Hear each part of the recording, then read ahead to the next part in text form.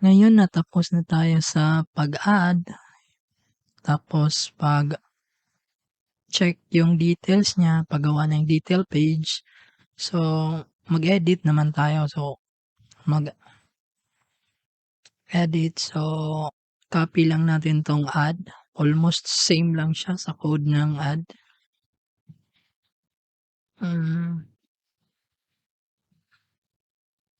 And then, pero required natin yung ID. So, ID to do run. Tapos, i-get natin yung object. Copy natin dito. Okay. And then, so meron na tayong to do. So, form equals to do form, request post. Tapos, so, instance, lagay natin instance is equal to do.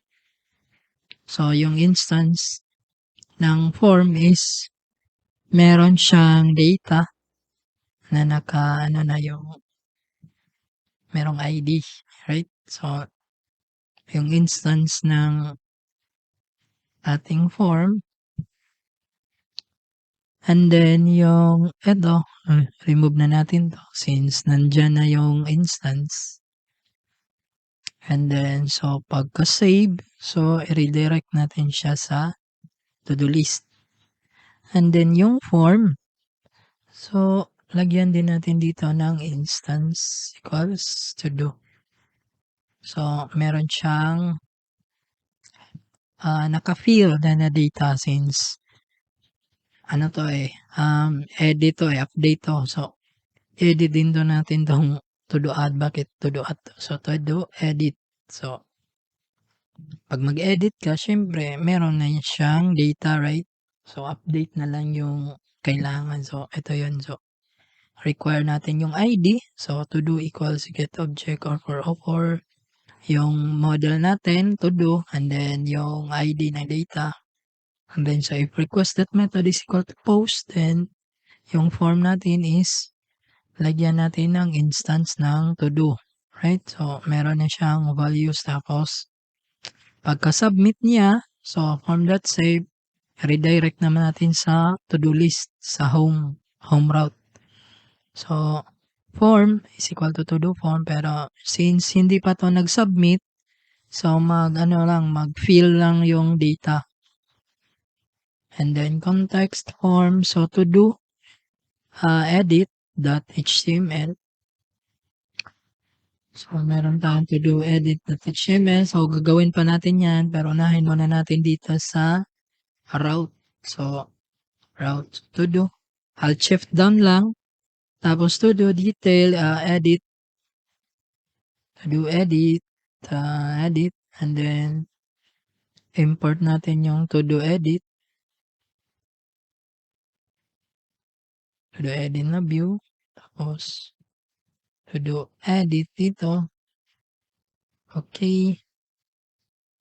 Tapos, yung form natin, which is yung to do edit. So, to do edit.html. Same lang sila ng eto. Sa add. So, ayan. Save. Save na lang daw. Save. Okay. And then, so, meron na tayong HTML. So, pagpunta na lang sa edit, right? So, para mapunta tayo, so maglagay tayo dito ng edit.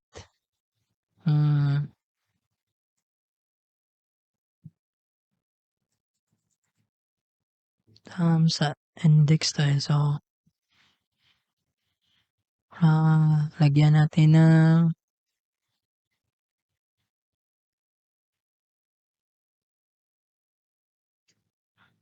ayan.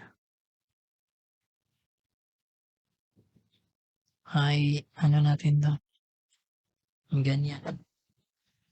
Ganyan natin para para mas okay tingnan. So, ayan. Tapos, lagay natin dito, edit,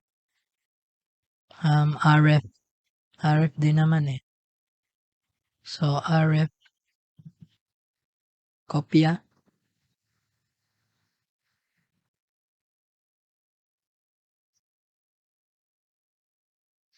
And then edit. So, saan natin siya i-edit? So, edit. To do edit. Tapos yung to do ID since yan yung magdadala natin sa ating form. So, nasa list tayo, right? So, to do list. And then, mapupunta tayo sa edit na page form pag nag-click tayo sa edit na link. So, tingnan natin ulit. To do, edit, edit, to do. So, na-import na natin to do edit. Tapos yung route, so edit, and then, okay. Views. So, let's try. Nakarun ba yung server? Okay, nakarun siya. So, refresh na lang natin. O, ayan, lumabas yung edit. Click na lang natin yung edit. Okay. So, ayan, pumunta siya dyan, right? Kung titingnan natin yung, pag-click natin ito, so ito yung detail, pero pag-click natin ng edit, so pumunta siya sa form. So, let's say in progress na yung buy milk. So, save. So, naging buy milk in progress. Or itong walk in the park, edit natin to. Let's say completed na siya or complete. Walk in the park, since save. Okay. So, ayan. Natapos na natin yung edit.